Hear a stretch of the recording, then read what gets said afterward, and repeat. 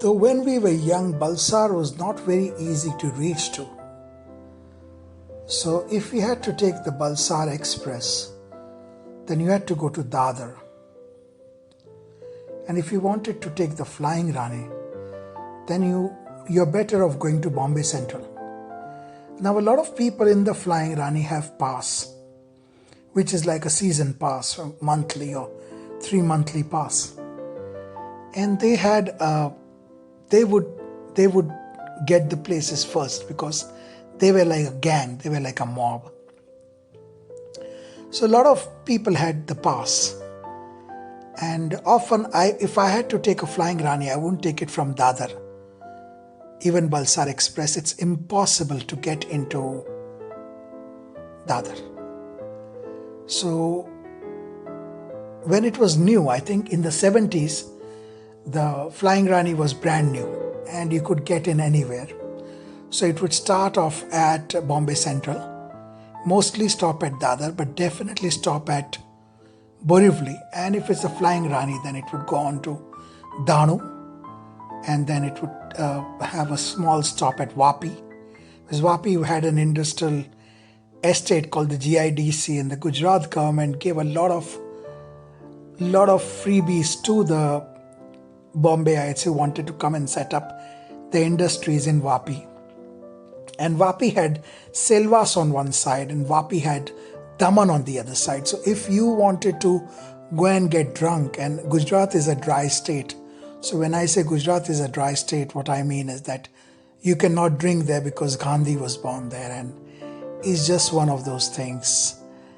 And that does not necessarily mean that Gujarat people drink any lesser, but it's not freely available and it's looked down upon if you're drunk and disorderly. And I think that's good enough for me. So Vapi came into having a lot of this beer, Daman came to Daman and Silvas on the other side. So Daman would have a lot of these beer factories and Silvas had its own little industrial estate because this were union territories. So though they were in Gujarat, they were not part of Gujarat. So we would take the train. The first time I took the Flying Rani was with my aunt. And that time it was a very empty train and she could actually put her legs on the other seat and there was so much space. And then I would walk from one end of the Flying Rani to another because I was always looking for excitement. And then when you reach Danu, then you get your usual potato vadas, batata vadas, and you get your coconuts, Danu coconuts, and you get your peru, which are guavas, and you get your upma with chutney. The Western Railway is the only place on earth where you get upma with chutney. The only place. Because upma is tasty enough, it doesn't need chutney. And then by the time you reach Vapi, you're already in Bulsar, and if you cross over to the other side, then you can get some very spicy batata vadas. And the Bulsaris are people who live between Vapi and Tapi. So they are a similar culture. I mean, I would call it the South Gujarat. They tend to prefer the green chilies. And in those days, green chilies was not something that we could digest easily. So I could eat copious amounts of red chili. Lots and lots and lots.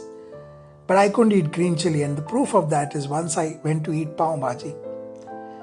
And I found the pav bhaji to be extremely spicy. I told him to make it spicy. And it was extremely spicy and I was really surprised. I said, how come this is spicy? You have used green chilies? He says, yes. I said, why is it red? He says, we put red color. And food was always great in Bulsar. Food was incredible in Bulsar. You could get the pav bhaji outside the Lakshmi Talkies, which was very tasty. And of course, you had your own Balaji's pav bhaji, which was owned by Balaji Rubber Company that made balls and had a rather interesting looking Jayashree as their daughter. And then you had pav bhaji just outside Dreamland Talkies. This Dreamland Talkies was quite an amazing theatre. It was very classy. In fact, I remember in the 70s when I went to went to see a movie called not Dil Diya Dard Liya, but it was the other Santaram movie. Jal bin Machli, Nrutya bin Bijli. It was Santaram the artist, the drama person. And it was incredibly dramatic because if you had a Shantaram movie, you'll always have someone called Sandhya in it. And that was the love story of that time. But coming back to food, so there was a place where you could get the dahi batata puri. And then, of course, you had food places around the Bagh. And the most incredible thing you had was the oxen that would produce the sugarcane juice, which is called Seidino Ras. And you could sit on a wooden bench and drink copious amounts of Seidino Ras, sugarcane juice, which was, which was, the sugarcane was squeezed because of the movement of the oxen around the thing, and it was amazing.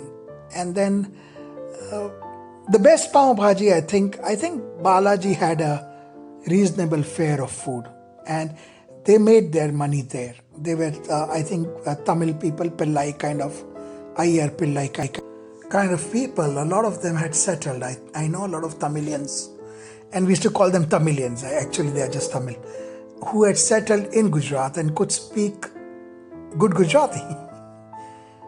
And Balaji's had good food. I think nothing could beat the station food. So there was this stall in the station, which was just outside the ticket window, just opposite the ticket window. So when you came out, you could stand there, and if you're waiting for your uncle to come on a bike and pick you up, and he always did.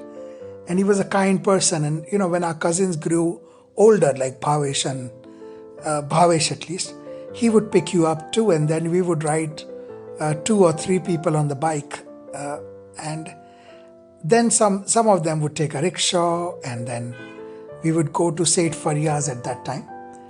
But by the time Bhavesh grew up, we were already in Todiwala building, which is on the Tithal Road, which goes straight into the beach of Tithal, which is a black sand beach. So it has this ferrous inside, the iron and its energy and stuff.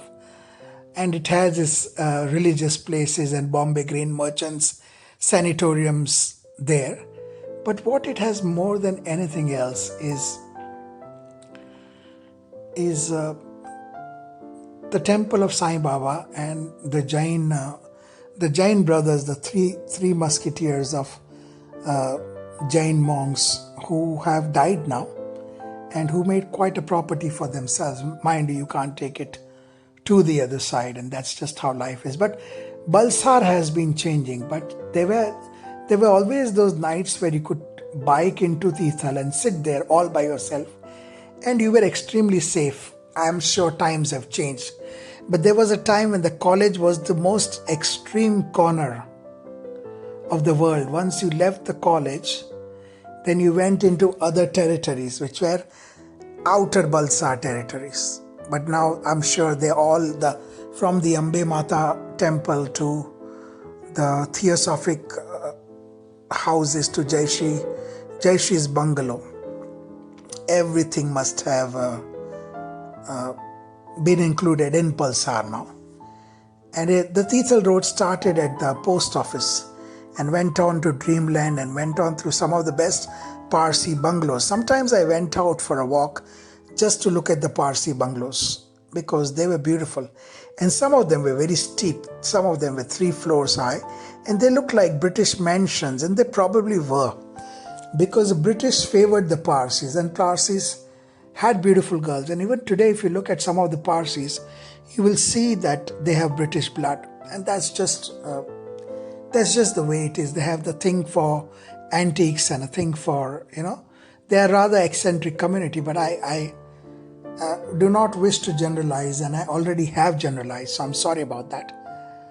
But let's come back to food of Bulsar. You could get anything in Bulsar if you looked hard for it. You have to look hard for it and you'll find it. You would find a scoop of ice cream that cost just 30 paise. You would have your sugarcane juice. You would have your pav bhaji guy. You would have your dabeli guy on Tithal. the beach. And on Sunday there would be a crowd. Otherwise, on normal days on Tithal beach, it would be empty. You could even hear the gawking birds. I don't know if they were seagull or what. But Tithal was very peaceful, very tranquil at one time. And that's because of the iron content in the sand, which makes it black. Mind you that if you got into Tithal waters, then you would get some sort of allergy. A lot of Atul industries would through Waki Nadi would pump all the chemicals into Tithal. And Tithal had black sand that could really give you the itch. So basically, if you went into Tithal and dunked yourself into the sea, you had to come home and have a shower. Because if you didn't, then you would have an itch from hell. I remember once my cousin, the youngest one, did not have a shower and went to sleep on the bed. And then all of us got the itch because there are these tiny creatures that bite you. And so yeah, Bulsar has many memories, especially the Bagh, which has the Dargah on one side. And then there's the Gandhi Library, which is free. And this is just the beginning. Thank you for listening. Bulsar also had some ghost stories that involve the Auranga River, which is quite a large river.